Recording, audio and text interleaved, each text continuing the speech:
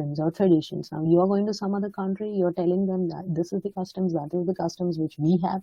Now these country people are telling, yeah, we have these sort of customs, we celebrate these sort of festivals. So you are getting to know each other. So humanity will develops between the international countries. So that is the benefit. So these are some of the normal benefits which I am talking in the humanity basis. But if you talk about, in a business way, or if you talk about in a travelers positions, okay, you have many benefits coming up. Okay, now we are done with that. Now we are moving on to the challenges which is faced by the aviation industry. Okay, infrastructural works. Infrastructure contains one of the biggest obstacles, which I told you. Okay, since day by day the growth is been keeping on increasing in the aviation industry, it is not easy to keep up with one infrastructure. Now, as I said, the example of the Bangalore airport, you just have one airport there, and day by day, 20 million of them might come a day.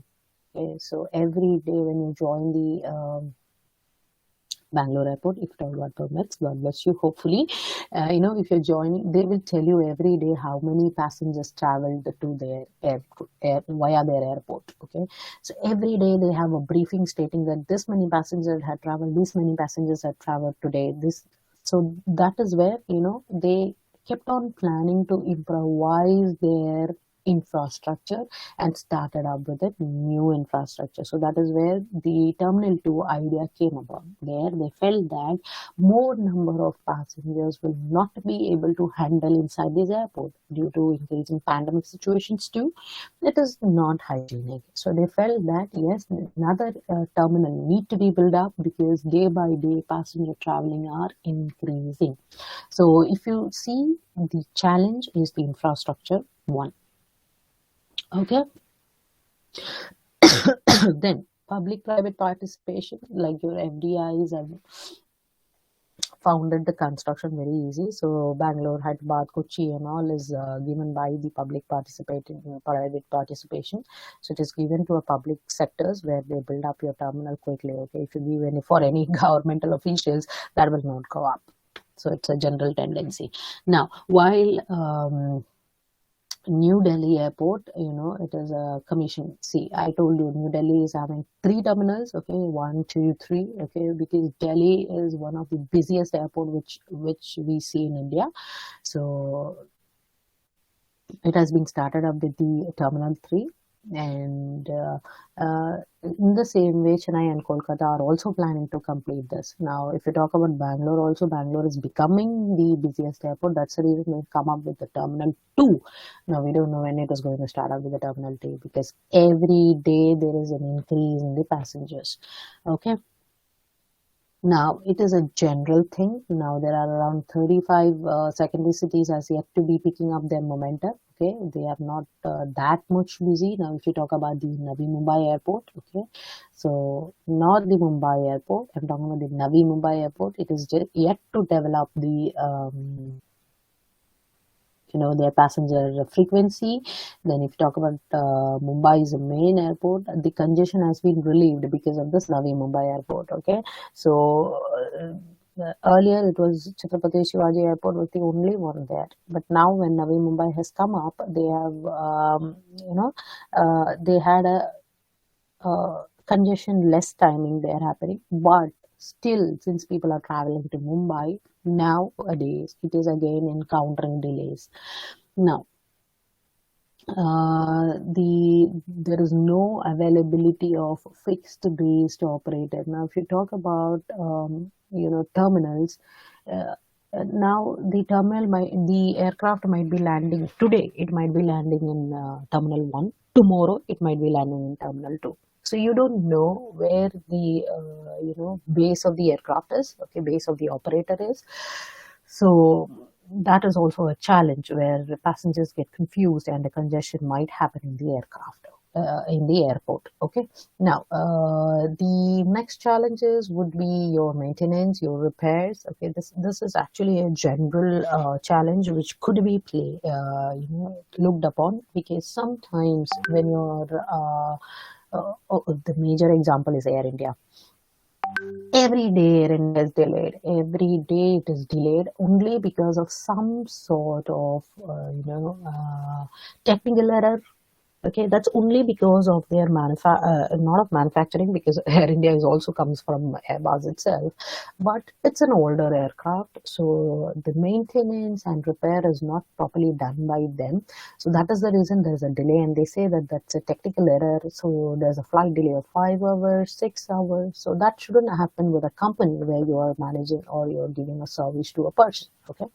Now, there is no separate parking of helicopters and operating out of airports. Okay, so if at all, this is actually very good. If you see Dubai airport, you are having that. Okay, so a separate heli routes or separate helipads are being kept in the aircraft. That's in the airport. That is good, but provided in our Indian airports, we do not have that.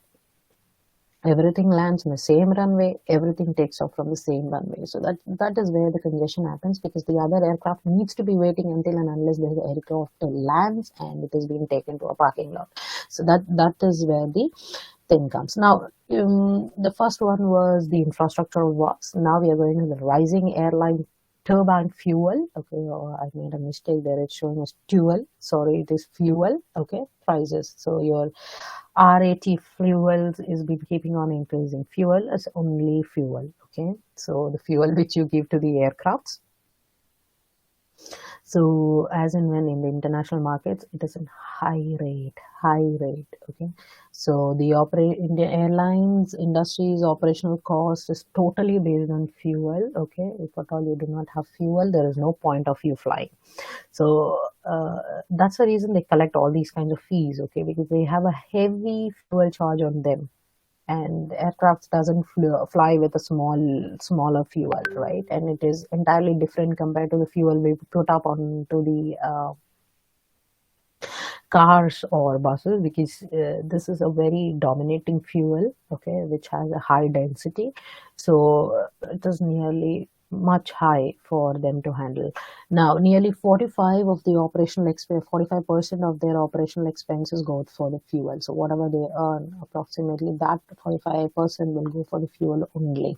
Okay. Now, every day, it is being either increased by 10% or either decreased by 4%.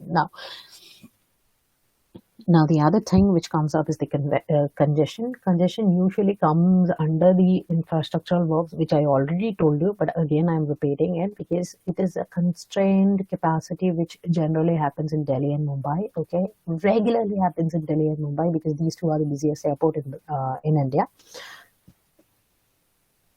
So if you talk about the congestion, there's leads to huge fuel wastage. So if you say that a flight hovers, half time landing, and you're landing there, and your extra fuel is being put up, your operational cost will increase. Okay, so that's the reason every airline will ask you to board before 25 minutes, right? Because waiting there, the pilot might have started the aircraft and kept. Okay, so the starting of the aircraft doesn't mean that the engine would have started. Okay, engine starts later. When the engine has been started, no one can stand there because it will suck you inside. So that engine starting would come later, but the fuel, as and when the fuel is being located, only your balance, that is your weight, depends upon the fuel. Now, first foremost, they will fill up the fuel, then only the boarding will start. So they don't do simultaneously. So that is where if the weight of the aircraft is bit more, then the more congestion would be happening. Now, okay, I guess there is something else. Okay. When I'm sending notes, I'll clear that out. So now half an hour of hovering cost in airline anywhere. Okay. So 40 to 80 trips. Now, whatever fuel it is taking up, okay, in Okay, let's say it has been stayed in one airport and the fueling has been done. From that point, approximately 80 trips can be taken from Mumbai to Delhi. So it is just an example which I'm giving. So from Mumbai to Delhi, if at all it's an aircraft being fueled their aircraft, the maximum turn they can take from Mumbai to Delhi is just 80 trips. So you can just see what is the consumption rate of, of fuel in the aircraft. So, they have in 30 minutes around 40 lakhs of fuel is wasted. So if at all, when you're calculating it, around in just 30 minutes around 40 lakhs of fuel is being wasted. So how badly the rate goes up, you can just see. Now this congestion also affects the average aircraft utilization. Okay, as and when more congestion is there, more aircraft needs to be put up and more fuel needs to be taken up. So that is just a uh, summary point which I have given. Now, high airport charges, of course, of course, of course. This is one of the challenging thing. Your user development fees, your what do you say, facilities fees, all this is taken from your side itself. If you see in the itinerary, if you see in the ticket what the airlines have taken, how does your ticket cost so much? Sometimes to Delhi you just pay 22,000 and fly. Okay, that's only because of your user development fees, your taxes, your GSTs, your blah blah blah, so stuffs. Okay, now if you see the airports or aeronautical charges include your route navigational facilities, so your RNFC fees is there. So in your ticket, if you see, there would be mentioned as a RNFC. Okay, that means the route navigation facility charges. So which in general, I will tell you, whichever route the pilot is flying, you would be, now when you're entering into another destination, they have certain charges to be repaid to them. So that is where your charges would be taken. Some of the amount from your ticket would be taken for that. Landing, housing and parking charges. Sorry, it's not parking, it is parking. Sorry for the mistake. So landing and housing is where you're halting the aircraft. Okay, for touchdown also you need to pay money to the aircraft, to the airport. Okay, now let it be Bangalore, let it be Delhi, let it be Mumbai. Even for an aircraft to touch down in the airport, the airlines needs to be paying to the airport. Okay, touchdown, parking charges, and the flight has landed today, the flight is departing today, that is called as housing. For that also the charges are there. Then user development fees, your UD fees. Okay, that is for the private airports. If you have Bangalore airport is having that. Okay, user development fees is your facility fees. Then your terminal navigation landing facilities. Okay, you are using the ATC of that particular airport, so you need to pay for that also. Then X-ray baggage charges, whatever you are sending, you will put up you've seen the airline putting the tag on your bags and you're sending it via belt. Okay, so there is an X-ray which would be happening inside the process. Okay, where your bag is being going. It is called as BMA, where your baggage makeup area or your baggage breakup area, whatever comes. Arrival is for baggage breakup area, departure is for baggage makeup area. So when your bag goes inside the belt, there's around 5 to 6 X-rays. Okay, which would be scanning your bags, so to know any explosives, to know any kind of dangerous goods are there in your bags. Now that also goes beyond. So later on, when I come to the check-in process, I will inform you that. So now these are the charges which would be taken from your ticket charges itself. So this is some of the challenges or problems which we generally have. Now, if you go to the secondary airports, since we do Excuse not me, have, ma'am. yes, Ma'am, we have class right now, ma'am. Organizational behavior class. Mohit, you're there? Our class schedule was 12:30 to 1:30, ma'am, and then next class, ma'am. Oh, I told that it is for 2 hours from 7 to 9. But we haven't got any notice regarding that, ma'am.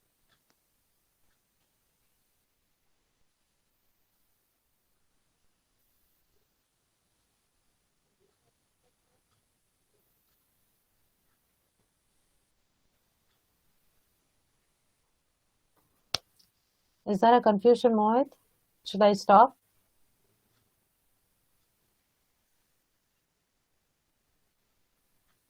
Okay.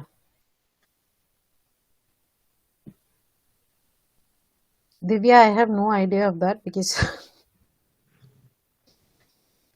Okay, ma'am. Actually, this was in a free period actually, and yeah, yeah, it from was for 3